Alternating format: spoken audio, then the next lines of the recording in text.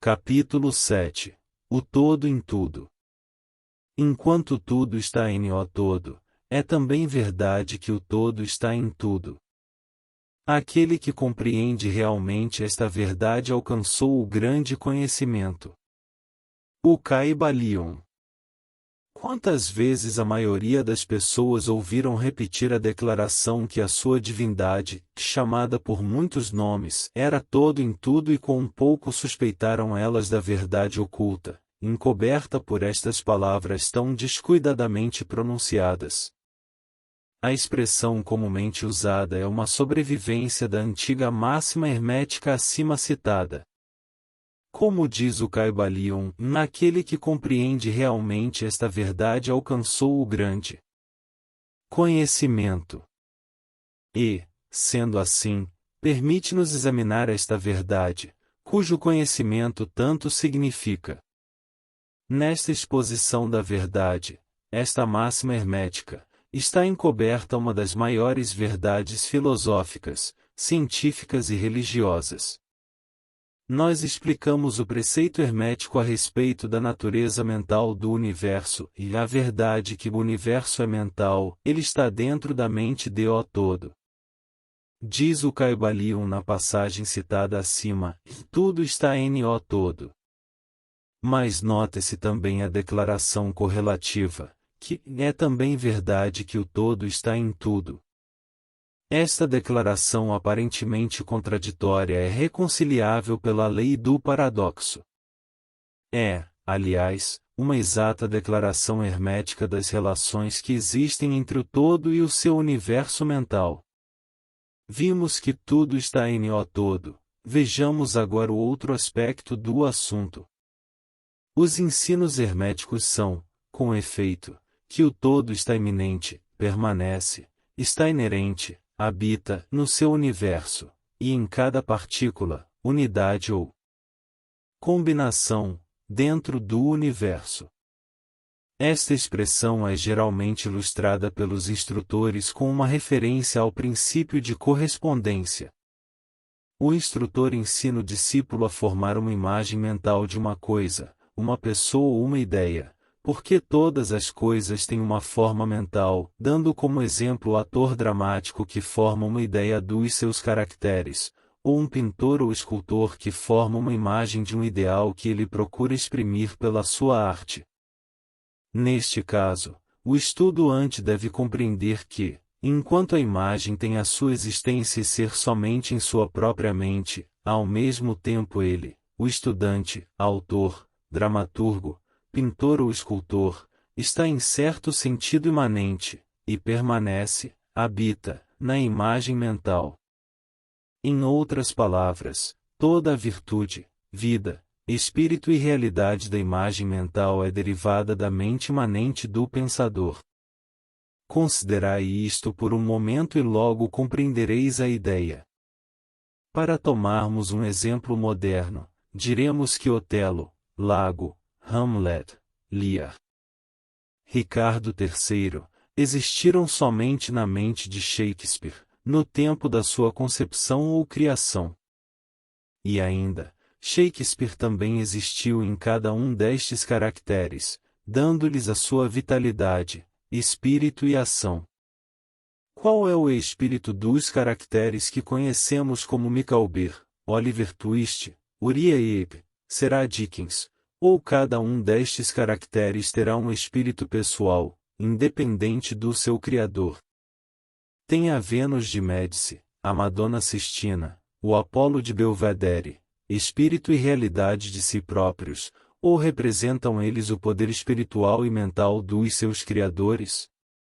A lei de paradoxo demonstra que as duas proposições são verdadeiras, consideradas no seu próprio ponto de vista. Micawber é Micawber e também Dickens. E, demais, enquanto que Micawber pode ser dito Dickens, o mesmo Dickens não é idêntico a Micawber. O homem, como Micawber, pode exclamar, o espírito do meu Criador está inerente em mim e, apesar disso, eu não sou ele. Quão diferente é esta da horrível meia-verdade tão estrondosamente anunciada por alguns dos falsos sábios, que enchem a atmosfera dos seus gritos, "Eu sou Deus". Imaginai o pobre diabo de Micalber ou de Uriah Heep, gritando, "Eu sou de quem", ou algum dos humildes bobos das peças de Shakespeare, anunciando com grandiloquência, "Eu sou Shakespeare". O todo está até na minhoca, contudo, a minhoca está longe de ser o todo. E até, é de admirar que, conquanto a minhoca só exista como uma coisa humilde, criada e tendo a sua existência na mente do todo, ele, o todo, esteja imanente na minhoca e nas partículas que a formam. Haverá talvez um mistério maior que o de tudo no todo, e o todo em tudo? O estudante perceberá no correr da obra que os exemplos dados acima são necessariamente imperfeitos e inadequados, porque representam a criação de imagens mentais na mente finita, ao passo que o universo é criação da mente infinita e a diferença entre os dois polos as separa. E assim é simplesmente uma questão de grau, porque em ambas o mesmo princípio está em operação, e o princípio de correspondência manifesta-se nelas. O que está em cima é como o que está embaixo, e o que está embaixo é como o que está em cima. E, no grau em que o homem realize a existência do espírito que está imanente no seu ser, ele subirá na escada espiritual da vida. Eis o que significa desenvolvimento espiritual, o reconhecimento, a realização e manifestação do Espírito dentro de nós. Procurai não esquecer-vos desta última definição, a do desenvolvimento. Ela contém a verdade da verdadeira religião. Existem muitos planos de existência, muitos subplanos de vida, muitos graus de existência no universo. E tudo depende do avançamento dos entes na escada, cuja ponta mais inferior é a mais grosseira matéria, e a mais superior sendo separada somente pela mais pequena divisão do espírito do todo. Nesta escada da vida, tudo se move em cima e embaixo. Todos estão no caminho, cujo fim é o todo. Todo progresso é uma volta à morada própria. Tudo está em cima e embaixo, apesar de todas as aparências contraditórias. Tal é a mensagem do Iluminado. Os preceitos herméticos referentes ao processo da criação mental do universo são que, no começo do ciclo de criação, o todo, em seu aspecto de existência projeta a sua vontade sobre o seu aspecto de estado, e o processo de criação começa. Dizem que o processo consiste no abaixamento da vibração até que é alcançado um grau bem inferior de energia vibratória, no qual ponto é manifestada a forma mais grosseira possível da matéria. Este processo é chamado estado de involução, em que o todo está involuído, ou envolvido dentro da sua criação. Este processo é considerado pelos hermetistas como tendo correspondência com o processo mental de um artista, escritor ou inventor, que também fica envolvido na sua criação mental como quase esquecendo a sua própria existência e que, por algum tempo, quase vive na sua criação. Se em vez de envolvido usarmos a palavra êxtase, talvez possamos dar uma pequena ideia do que queremos dizer. Este estado involutivo da criação é muitas vezes chamado a efusão da energia divina, como o estado evolutivo é chamado infusão. O polo extremo do processo de criação é considerado como sendo mais afastado movido pelo todo, enquanto que o princípio do estado evolutivo é considerado como o princípio da volta do pêndulo do ritmo, sendo expressa em todos os ensinos herméticos uma ideia de volta à casa. Os preceitos são que durante a ilusão, as vibrações tornam-se cada vez mais inferiores até que finalmente a restringência cessa, e as vibrações de volta começam. Mas há uma diferença, ao passo que na ilusão as forças criadoras manifestam-se compactamente como um todo. No começo do estado evolutivo ou de infusão, é manifestada a lei de individualização, que é a tendência a separarem unidas de força, até que finalmente aquilo que se separou do todo como energia não individualizada volte à sua fonte como unidade de vida altamente desenvolvida, tendo subido de mais a mais na escada por meio da evolução física, mental e espiritual. Os antigos hermetistas usam a palavra meditação, ao descrever o processo da criação mental do universo na mente do todo, a palavra contemplação sendo também frequentemente empregada. Mas a ideia entendida parece ser a do emprego da atenção divina. Atenção é uma palavra derivada de um verbo latino, que significa estender-se, desdobrar-se, e também o ato de. Atenção é realmente um desdobramento mental, uma extensão da energia mental, de modo que a ideia interior é facilmente compreendida quando examinamos o significado real da atenção. Os ensinos herméticos a respeito do processo de evolução são os que o todo, tendo meditado no princípio da criação, tendo estabelecido então os fundamentos materiais do universo, tendo pensado na sua existência, gradualmente desperta da sua meditação e assim começa a manifestar o processo de evolução, nos planos material, mental e espiritual, sucessivamente em ordem. Então o movimento de ascensão começa, e tudo começa a mover-se para a mansão espiritual. A matéria torna-se menos grosseira, as unidades nascem à existência, as combinações começam a formar-se, a vida aparece e manifesta-se em formas cada vez mais elevadas, e a mente torna-se cada vez mais evidente, as vibrações sendo constantemente mais elevadas. Em resumo, o processo total da evolução, em todas as suas fases, começa e procede de acordo com as leis estabelecidas do processo de infusão. Todas ocupam éons e éons do tempo do homem, cada éon contendo muitos milhões de anos, porém, como nos diz o Iluminado, a criação inteira, incluindo a involução e a evolução de um universo, é para o todo simplesmente como um piscar de olhos. No fim dos inúmeros ciclos de éons de tempo, o todo retira sua atenção, sua contemplação e meditação do universo, porque a grande obra está acabada e tudo está retirado. No todo de que provém. Mas, 6 Mistério dos mistérios, o espírito de cada alma não é aniquilado, mas sim expandido infinitamente, a criatura e o Criador são confundidos. Tal é a relação do Iluminado. A precedente ilustração da meditação e do subsequente despertamento da meditação do todo é mais um esforço dos instrutores para descrever o processo infinito por um exemplo finito. E, ainda, o que está em cima é como o que está embaixo, e o que está embaixo é como o que está em cima. A diferença é somente em grau. E assim como o todo desperta-se da meditação sobre o universo, assim o homem, no tempo, cessa de manifestar no plano material, e retirar-se cada vez mais no espírito presente, que é realmente o ego divino.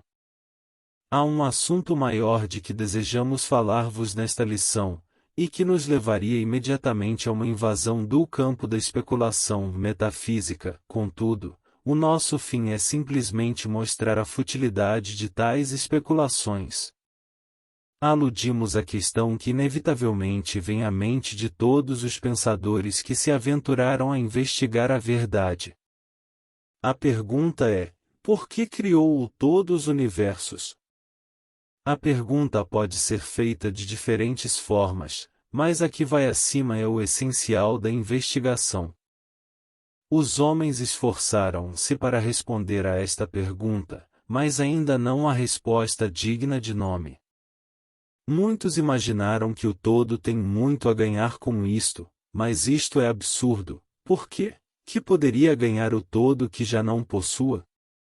Outros deram a resposta na ideia que o todo quis que tudo amasse, e outros que ele criou por prazer e divertimento, ou porque estava só, ou para manifestar o seu poder, todas respostas e ideias pueris, qualidades do período infantil do pensamento. Outros acreditaram descobrir o mistério afirmando que o todo achou-se impelido a criar, pela razão da sua própria natureza interna, o seu instinto criador. Esta ideia é mais adiantada que as outras, mas o seu ponto fraco está na ideia de que o todo é impelido por alguma coisa, quer interna, quer externa. Se a sua natureza interna, ou instinto criador, impele-o a fazer as coisas, então a natureza interna ou o instinto criador seria o absoluto, em vez do todo, e neste caso esta parte da proposição está errada.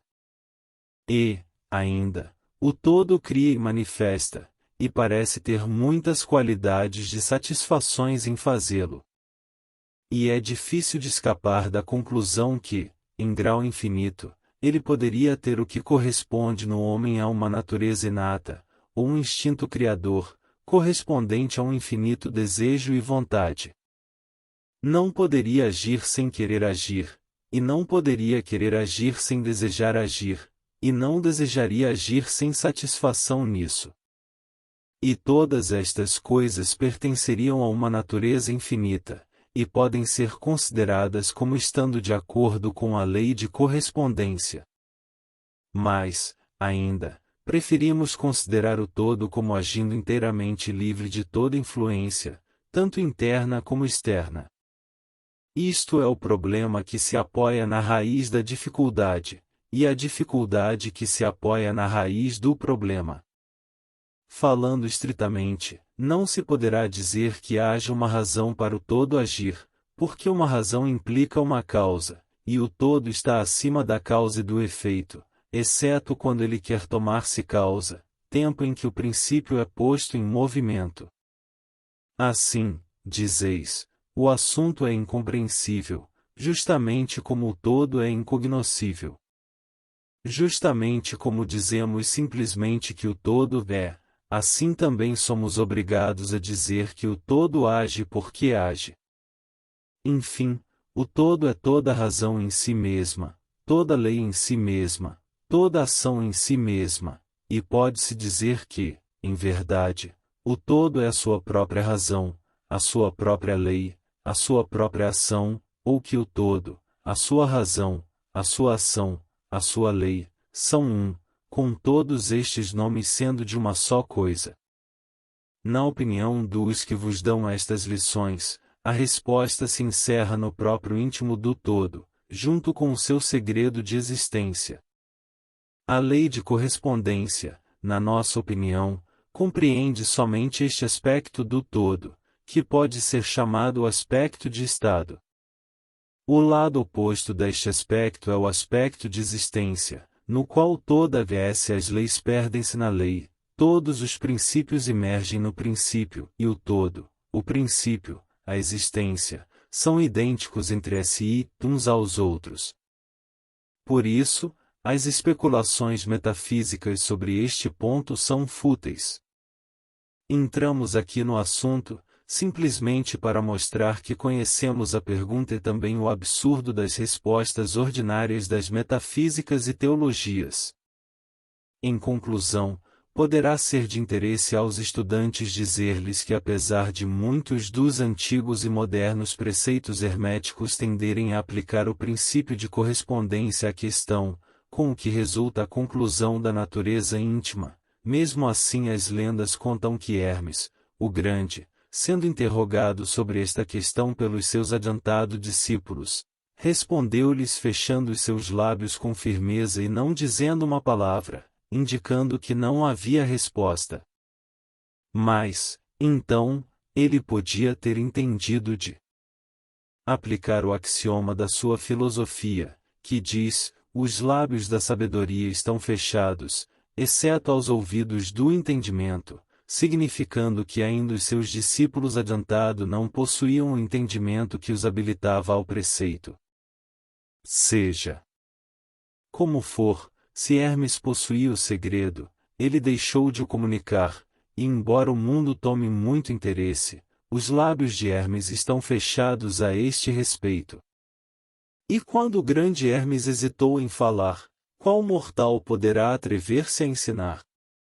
Porém, deveis lembrar que ainda que seja aquela resposta deste problema, se porventura há uma resposta, permanece a verdade que, enquanto tudo está em o todo, é também verdade que o todo está em tudo. O preceito é enfático. E podemos acrescentar-lhe as palavras conclusivas de citação: aquele que compreende realmente esta verdade alcançou o grande conhecimento. Capítulo 8 – Os planos de correspondência. O que está em cima é como o que está embaixo, e o que está embaixo é como o que está em cima. O segundo grande princípio hermético explica a verdade que há uma harmonia, uma correlação e correspondência entre os diferentes planos de manifestação, vida e existência. Esta afirmação é uma verdade porque tudo o que está incluído no universo emana da mesma fonte, e as mesmas leis, princípios e característicos se aplicam a cada unidade, ou combinação de unidades de atividade, assim como cada uma manifesta seus fenômenos no seu próprio plano. Para um fim de conveniência do pensamento e do estudo, a filosofia hermética considera que o universo pode ser dividido em três grandes classes de fenômenos, conhecidas como os três grandes planos denominados: o grande plano físico, o grande plano mental, o grande plano espiritual. Estas divisões são mais ou menos artificiais e arbitrárias, porque a verdade é que todas as três divisões não são senão graus ascendentes da grande escada da vida. O ponto mais baixo da qual é a matéria não diferenciada, e o ponto mais elevado, o espírito. E, aliás, os diversos planos penetram uns nos outros. Assim, esta não sólida e exata divisão pode ser colocada entre os mais elevados fenômenos do plano físico e o mais inferior do plano mental, ou entre os mais elevados do mental e os mais baixos do físico. Enfim, os três grandes planos podem ser considerados como três grandes grupos de graus de manifestação vital. Apesar do fim deste pequeno livro não nos permitir entrarmos em extensa discussão ou explicação do objeto destes diferentes planos, contudo, pensamos ser bom dar aqui uma descrição geral dos mesmos. A princípio devemos considerar bem a pergunta tantas vezes feita pelo neófito, que deseja ser informado a respeito do significado da palavra plano, termo que tem sido muito usado e pouco explicado em muitas obras de ocultismo. A pergunta é geralmente expressa assim: é um plano um lugar tendo dimensões, ou é simplesmente uma condição ou estado? Respondemos: não, não é um lugar, nem uma dimensão ordinária do espaço, é ainda mais que um estado ou uma condição e, apesar disso, o estado ou a condição é um grau de dimensão, em escala sujeita à medida. Um tanto paradoxal, não é verdade? Porém, examinemos a matéria. Uma dimensão, vós o sabeis, é uma medição em linha reta, em relação à medida, etc. As dimensões ordinárias do espaço são comprimento, largura e altura, ou talvez comprimento, largura, altura, espessura ou circunferência.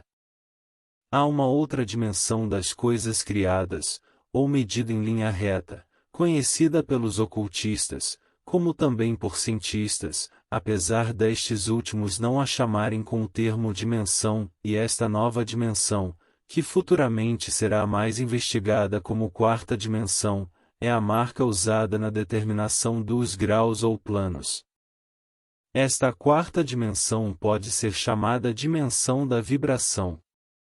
Este é um fato bem conhecido para a moderna ciência, como para os hermetistas, que estabeleceram a verdade no seu terceiro princípio hermético, que tudo se move, Tudo vibra, nada está parado.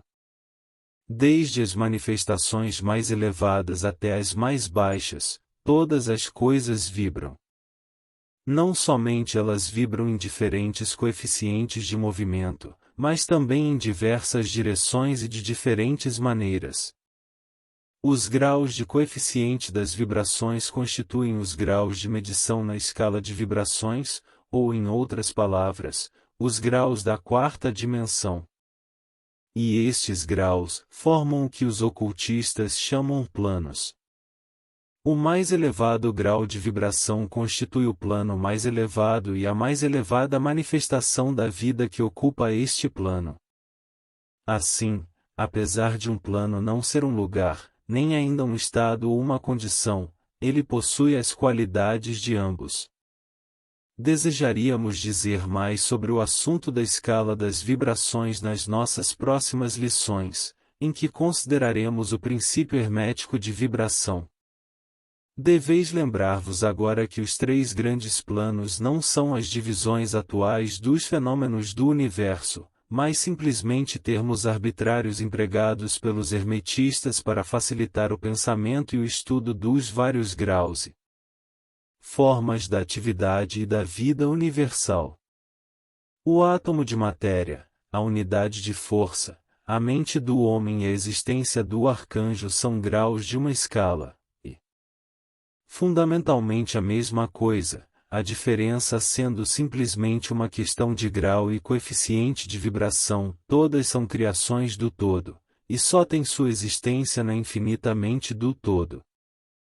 Os hermetistas subdividem cada um destes três grandes planos em 7 planos menores, e cada um destes são também subdivididos em 7 subplanos, todas as divisões sendo mais ou menos arbitrárias, penetrando umas nas outras, e adotadas somente para a conveniência do estudo científico e para a ideia. O grande plano físico, com seus 7 planos menores, é a divisão dos fenômenos do universo que inclui todos os que são relativos às coisas, forças e manifestações físicas ou mentais. Inclui todas as formas do que chamamos matéria e todas as formas do que chamamos energia ou força. Deveis saber, porém, que a filosofia hermética não reconhece a matéria como uma coisa em si, ou como tendo uma existência separada constante na mente do todo. Os ensinamentos são que a matéria é antes uma forma da energia, ela é energia num coeficiente inferior de vibrações de certa espécie.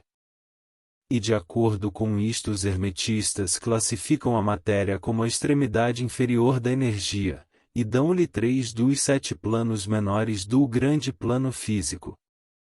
Estes 7 menores planos físicos são os seguintes. O plano da matéria, tá. O plano da matéria, B. O plano da matéria, C. O plano da substância etérea. O plano da energia, tá. O plano da energia, B. O plano da energia, C. O plano da matéria, tá, compreende as formas da matéria em suas formas de sólidos, líquidos e gasosos como geralmente reconhecem os livros dos físicos. O plano da matéria, B, compreende certas formas mais elevadas e mais sutis da matéria, cuja existência a ciência moderna está reconhecendo agora, os fenômenos da matéria radiante, nas suas fases de radium, etc., que contém a subdivisão inferior deste plano menor. O plano da matéria, C, compreende as formas da matéria mais sutil e tênue, cuja existência não é suspeitada pelos cientistas ordinários. O plano da substância etérea compreende o que a ciência chama o éter, uma substância de extrema tenuidade e elasticidade, que penetra todo o espaço do universo, e age como mediador para a transmissão de ondas de energia, como a luz, o calor, a eletricidade, etc. Esta substância etérea forma um elo de relação entre a matéria, assim chamada, e a energia e participa da natureza de ambas. Os preceitos herméticos, contudo, ensinam que este plano tem 7 subdivisões, como tem todos os planos menores, e que com efeito existem 7 éteres, em vez de um só.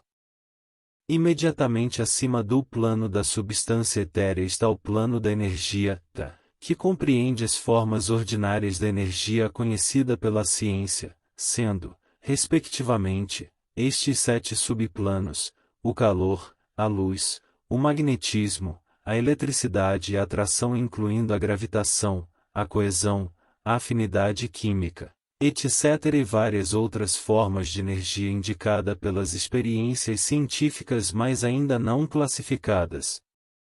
O plano da energia, B, compreende 7 subplanos de formas elevadas da energia ainda não descoberta pela ciência, mas que têm sido apelidadas as forças mais sutis da natureza e que são consideradas em ação nas manifestações de certas formas de fenômenos mentais e pelas quais tais fenômenos são possíveis.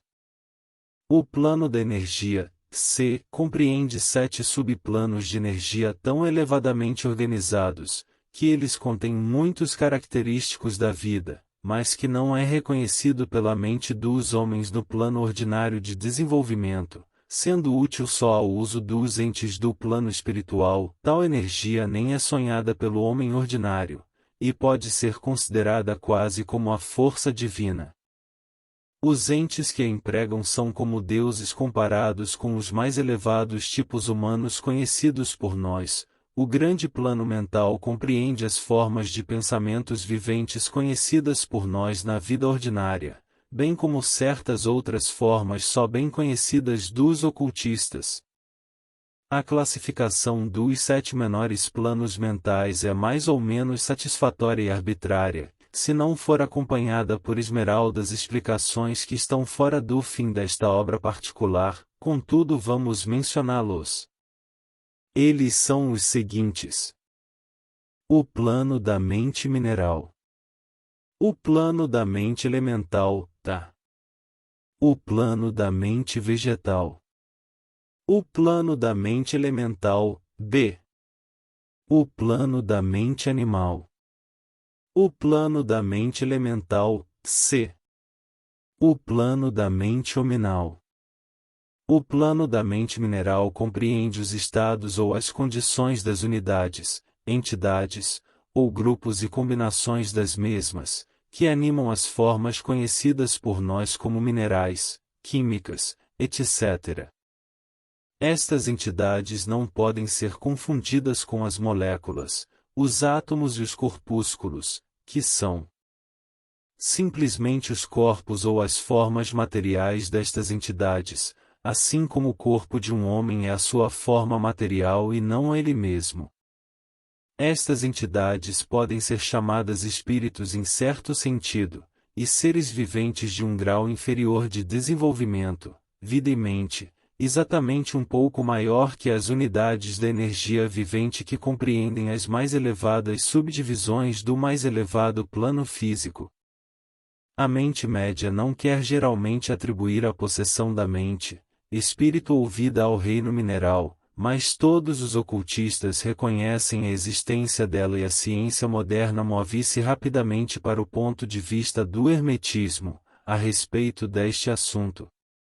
As moléculas, os átomos e seus corpúsculos têm seus amores e ódios, suas semelhanças e dissemelhanças, atrações e repulsões, afinidades e desafinidades, etc., e muitas das mais intrépidas mentes de ciência moderna expressaram a opinião que o desejo é a vontade, as emoções e sentimentos, dos átomos simplesmente diferem em grau dos que os homens têm.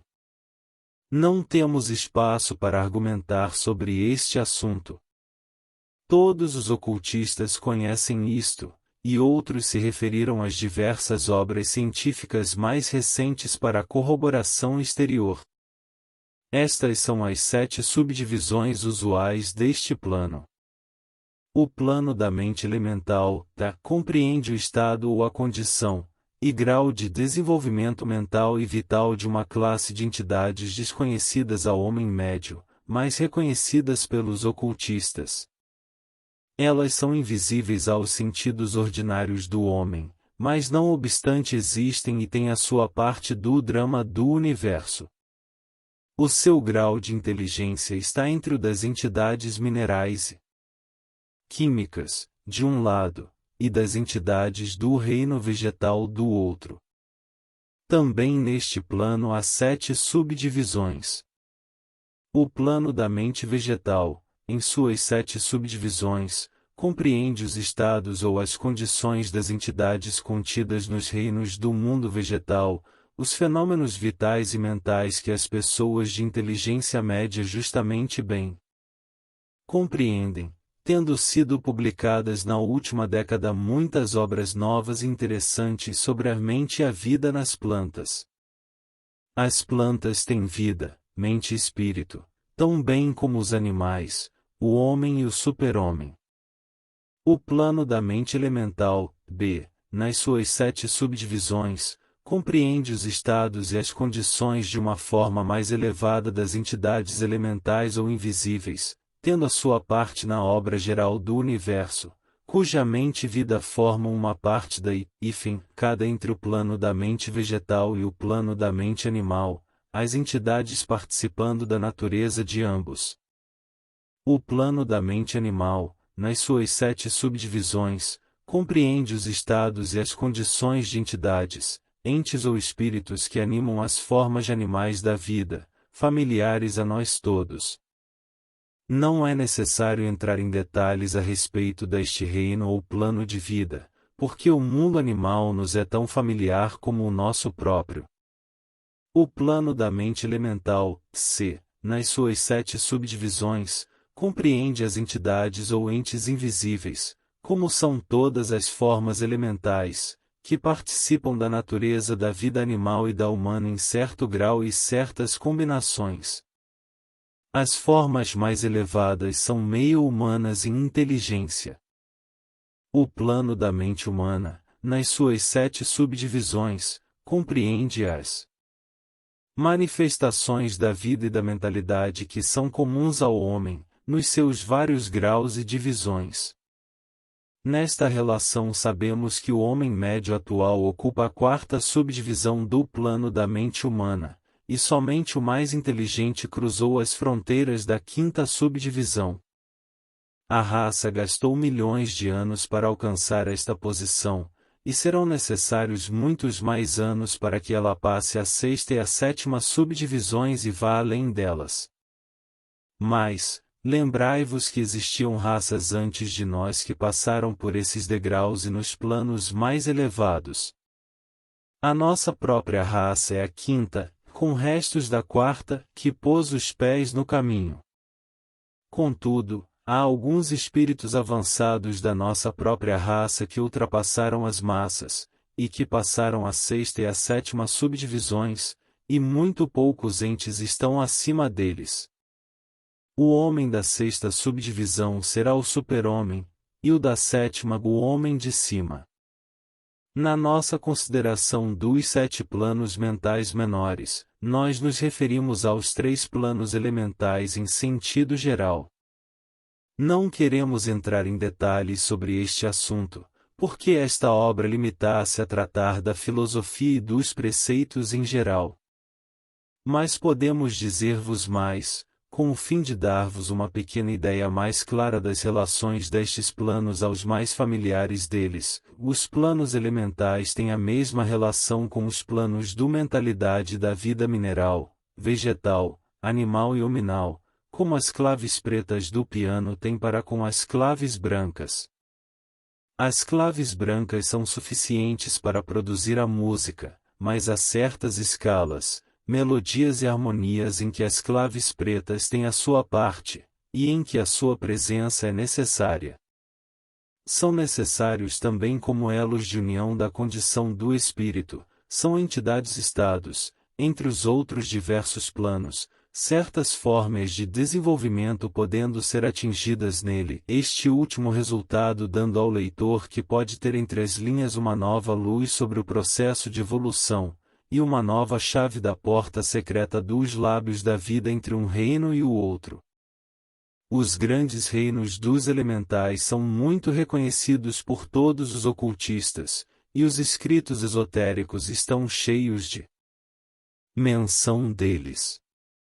Os leitores de Zanoni de Bulwer-Lytton e outras obras semelhantes poderão reconhecer as entidades que habitam estes planos de vida.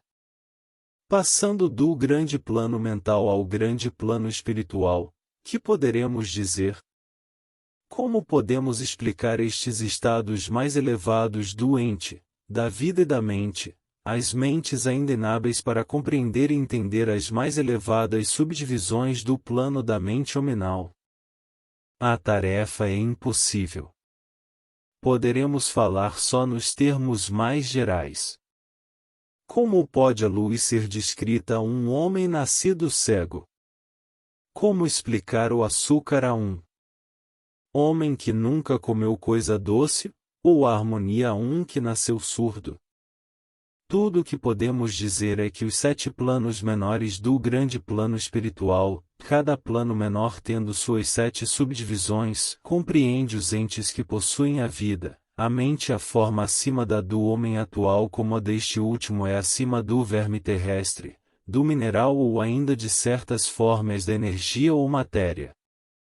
A vida destes entes é tão transcendental para nós, que ainda não podemos pensar nos detalhes dos mesmos. As suas mentes são tão transcendentes que para eles nos parecem os pensar um pouquinho, e os nossos processos mentais lhes parecem simplesmente como um processo material. A matéria de que as suas formas são compostas são dos planos mais elevados da matéria. Contudo, muitos disseram que eles estão presos na pura energia. Que se poderá dizer de tais entes? Nos 7 planos menores do grande plano espiritual existem entes que poderemos chamar anjos, arcanjos, semideuses. No plano menor mais baixo vivem estas grandes almas que chamam os mestres e adeptos. Acima deles fica a grande hierarquia das hostes angélicas, inconcebíveis ao homem, e acima destas ficam os que podem ser chamados sem irreverência os deuses. Tão elevados na escada da existência estão eles, pois que a sua existência, inteligência e poder são semelhantes aos atribuídos pelas raças de homens às suas concepções da divindade. Estes entes estão ainda além dos mais elevados voos da imaginação humana, e o epíteto divino é o único que lhes é aplicável. Muitos destes entes, como também as hostes angélicas, tomam muito interesse nos negócios do universo e têm uma parte importante neles. Estas invisíveis divindades e anjos protetores estendem a sua influência livre e ocasionalmente no processo da evolução e do progresso cósmico. A sua ocasional intervenção e assistência nos negócios humanos criou muitas lendas, crenças, religiões e tradições da raça passada e presente. Eles muitas vezes impuseram ao mundo seus conhecimentos e poderes conforme a lei do todo. Mas, ainda mesmo os mais elevados destes entes adiantado, existem simplesmente como criações da mente do todo, e são sujeitos aos processos cósmicos e às leis universais. Eles são ainda mortais. Podemos chamá-los deuses comparados conosco, mas ainda são os irmãos mais velhos da raça, as almas mais avançadas que ultrapassam os seus irmãos, e que renunciaram ao êxtase da absorção pelo todo, com o fim de ajudar a raça na sua jornada para subir o caminho. Mas eles pertencem ao universo e estão sujeitos às suas condições, são mortais, e o seu plano está abaixo do plano do Espírito Absoluto. Somente os mais avançados hermetistas são aptos para compreender os mais ocultos preceitos a respeito dos estados de existência e dos poderes manifestados nos planos espirituais. Os fenômenos são tão superiores aos dos planos mentais que uma confusão de ideias resultaria certamente se atentassem-os em descrevê-los. Somente aqueles cujas mentes foram muito adestradas nas linhas da filosofia hermética por muitos anos certamente que estes transportam consigo de outras encarnações o conhecimento adquirido previamente, podem compreender justamente o que é significado pelo ensinamento sobre este plano espiritual. E muitos destes preceitos secretos são considerados pelos hermetistas como sendo sagrados, importantes e perigosos para a disseminação ao público em geral. Os estudantes inteligentes podem reconhecer que significam-os com isto a ideia que a significação da palavra espírito, como é empregada pelos hermetistas, é semelhante à de poder vivente, força anitriada, essência oculta, essência da vida, etc., que não deve ser confundido com o termo usual e comumente empregado em relação com os termos, isto é, religioso, eclesiástico espiritual, etéreo, santo, etc. Aos ocultistas a palavra espírito se emprega no sentido de o princípio animado, entendendo com isto a ideia de poder, energia vivente, força mística, etc. E os ocultistas sabem que o que é conhecido por eles como poder espiritual pode ser empregado para o mal como para o bom fim, em concordância com o princípio de polaridade, fato que foi reconhecido pela maioria das religiões nas suas concepções de Satã, Beelzebu, o diabo, Lúcifer, anjos caídos, etc. E assim os conhecimentos a respeito destes planos foram conservados no Santo dos Santos, na câmara secreta do templo de todas as fraternidades esotéricas e ordens ocultas.